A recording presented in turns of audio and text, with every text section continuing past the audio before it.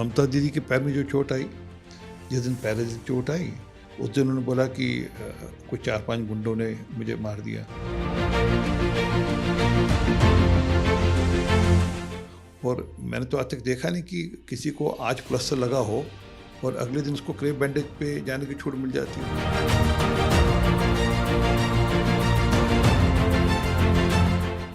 सच ये है कि अब इनका पर्दाफाश हो चुका है। लोग सब समझ रहे हैं, किसान भी समझ रहे हैं कि ये क्या खेल हो रहा है, और वो पंजाब का किसान भी समझ रहा है।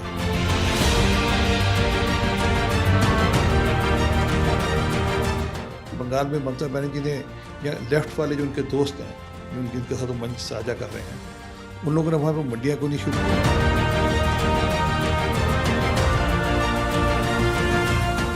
जल्द ही पश्चिम बंगाल में चुनाव होने वाले हैं और इन चुनाव को लेकर दिल्ली में भी सरगर्मी अब तेज हो गई है।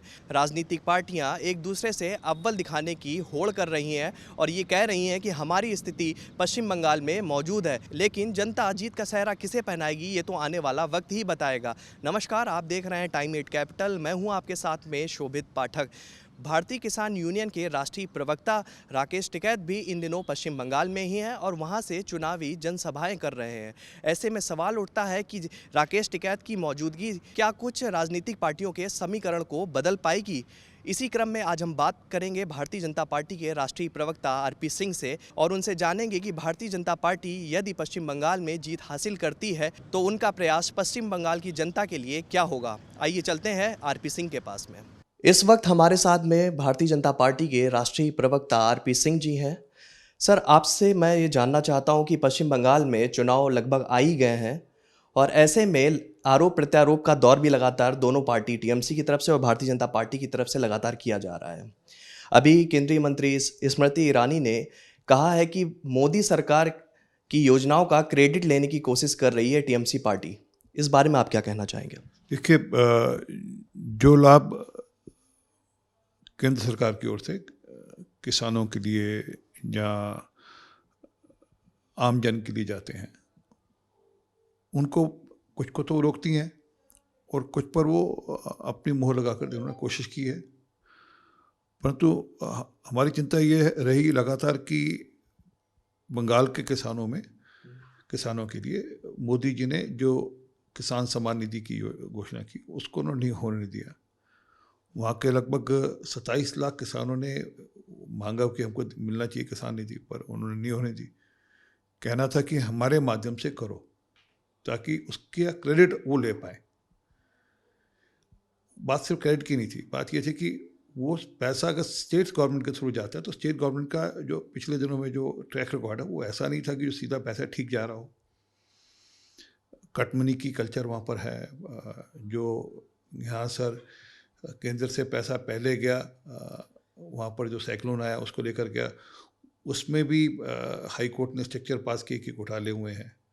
तो इसलिए वो ये चाहती हैं कि हर चीज़ मेरे माध्यम से हो, परंतु वो नीचे डिलीवर होना हो उसकी कोई चिंता नहीं। और हम लोग कहते हैं कि बैंक खाते में सीधा जाए, और इसमें इतना ही फ़र्क है। अच्छा, मेरा दूसरा सवाल आपसे ये है कि किसानों के समर्थन में राकेश टिकैत भी की एंट्री भी अब बंगाल में हो चुकी है, तो इस पर पार्टी का क्या कहना है? क्या वो किसानों को डाइवर्ट करने की कोशिश कर रहे हैं या कर पाएंगे, या फिर भारतीय जनता पार्टी अपनी योजनाओं के द्वारा जो स्कीम है उनको किसानों के समक्ष प्रस्तुत कर पाएगी और वोट बैंक को हासिल कर पाएगी? इस पर आप क्या क्या कहना है? देखिए, ये जो इस समय किसान यूनियन है, अभी जो उनकी पहला कार्यक्रम उन्होंने नंदीग्राम में किया, अगर उनके आप वीडियोस उठाकर देखना तो ज़मीन पे 500-700 हज़ार लोग हैं, और जो लोग मंच पे बैठे हैं उनमें ज़्यादातर वो लोग हैं जिनकी लेफ्ट लीनिंग्स हैं। उसमें अतुल अंजान भी जाकर बैठे इस बार वहाँ पर, हनन मोला है वहाँ पे दर्शन पाल हैं, वहाँ पे उगरा हैं। ये सब वो लोग हैं जिनके लेफ्ट लीनिंग है और जिनके लेफ्ट पार्टीज के बैकग्राउंड है। अब ये तो टिकैत साहब बताएं कि वो इनके समर्थन के साथ वहाँ जाकर मतलब वहाँ जाकर रैलीज कर रहे हैं। ये वही हैं जिन्होंने नंदीग्राम कराया था, और जब नंदीग्राम में किसानों की ज़मीन ली गई थी, और पूरा जो नंदीग्राम का आंदोलन हुआ इसी बात पे था कि किसानों की ज़मीन ली गई। और आज और जिन्होंने ये सब किया वो लेफ्ट पार्टी के लोग थे, उस समय लेफ्ट की सरकार थी, तो आज उन्हीं के साथ बैठकर वो मंच शेयर कर रहे हैं। तो ये तो बंगाल की जनता खूब, जब बंगाल का किसान खूब भली भांति समझेगा।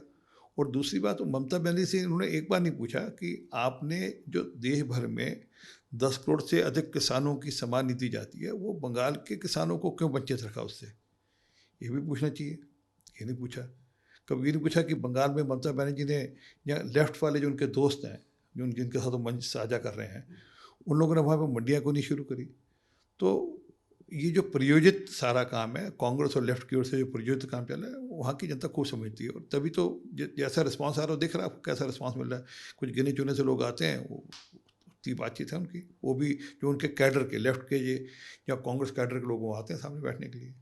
अच्छा, आपको लगता है जो ये किसान आंदोलन दिल्ली में चल रहा है, आज भी किसान डटे हुए हैं कि दिल्ली की सीमाओं पर, तो कहीं ना कहीं इसका असर बंगाल चुनाव में भी देखने को पड़ेगा? आपको लगता है कि लोगों के द्वारा जो किसान कह रहे हैं कि हमारी मांगों को पूरा नहीं किया जा रहा है, तो भाजपा पार्टी को इसका खामियाजा, ये कह सकते हैं, वोटों में गिरावट मिल सकती है? आपके हिसाब से क्या कहना चाहेंगे आप? ये जब पूरा आंदोलन चल रहा था, उस समय बंगाल से कितने किसान आए थे, या केरल से कितने किसान आए थे, या पुडुचेरी से कितने किसान आए थे, या यहाँ पर तमिलनाडु से कितने किसान आए थे। ये मूलतः पंजाब के लोग हैं, हरियाणा के कुछ लोग हैं, और कुछ पश्चिमी उत्तर प्रदेश से गिने चुने कुछ लोग। सच ये है कि अब इनका पर्दा फाश हो चुका है। लोग सब समझ रहे हैं, किसान भी समझ रहे हैं कि ये क्या खेल हो रहा है, और वो पंजाब का किसान भी समझ रहा है। मैं तो मूल 3 बातें हैं, और मूलों तीनों बातों पर वो कहीं खरे उतरते नहीं। एक ये कि एमएसपी के ऊपर सरकार ने कहा, हम एमएसपी को पिछले साल से ज़्यादा सरकार ने एमएसपी पे खरीद करी इस बार। दूसरा वो कह रहे हैं मंडियों के ऊपर, तो मंडी नहीं आनी, नहीं आनी तो कैप्टन साहब के हाथ में है, वो नई मंडी मत आने दें किसी को, क्योंकि वो तो लोकल गवर्नमेंट के हाथ में है किसी मंडी को आने देने जाना।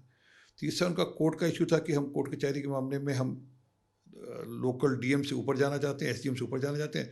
सरकार ने उसमें भी छूट दे दी है कि आप हाई कोर्ट चले जाइए, उसमें फास्ट ट्रैक कोर्ट कर दिया। तो ये ग्रेजुअली लोगों को समझ में आ रहा है। हाँ, ये जरूर है कि अब ये प्रेरित है, पहले कांग्रेस प्रेरित करी थी, अब कुछ विदेशी ताकतें भी प्रेरित कर रही हैं। अभी हाल में सिख फॉर जस्टिस ने एक पिटीशन भी डाली पैसा लगाकर, तो दिखता है कि प्रेरित काम है, और राजनीति से भी प्रेरित है, और कुछ ऐसी ताकतें जो ये सब चाहती हैं हो यहाँ पर, उनसे भी प्रेरित है। पश्चिम बंगाल की मुख्यमंत्री ममता बनर्जी के पैरों पे एक चोट आई थी, और उसके बाद से भी राजनीतिक समीकरण में उतार चढ़ाव देखने को मिला। आपको क्या लगता है?